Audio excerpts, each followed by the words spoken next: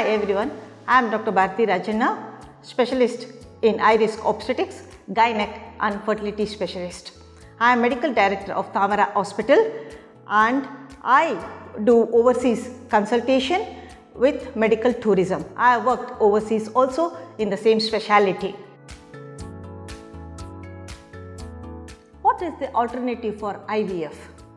See, by the time the patient gets prepared mentally, physically, socially, we can give a try for IUI, intrauterine insemination, where the patient can avail the opportunity to conceive.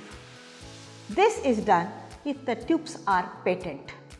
In IUI, usually we do double density method where we can introduce the sperms into the uterus, and this is usually offered one time during each cycle.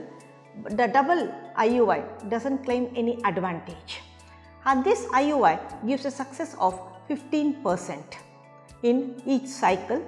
Apart from this, one can take a single IUI and anti-stress managements where the stress comes down and they conceive. The stress factor, the obesity is also a main concern. But remember, any changes cannot alter the egg chromosomes, that is the present within the egg. And so these are all the minor ailments. Usually the egg which is released this cycle takes 90 days to 120 days for a preparation.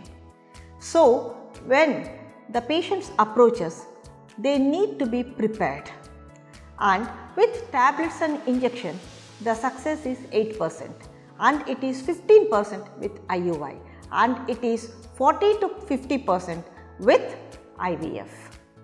So one can avail the advantage of 15 to 20% if the condition is optimized both in male and female. IUI is usually recommended if there is a male factor, that is especially if the motility is less, where we do double gradient sperm preparation and we introduce the sperm into the uterus, where the sperms are directly introduced into the uterine cavity, and in hostile conditions of the vagina it is very useful and the success increases. Most of the patients, when we are preparing for IVF with IUI, they conceive.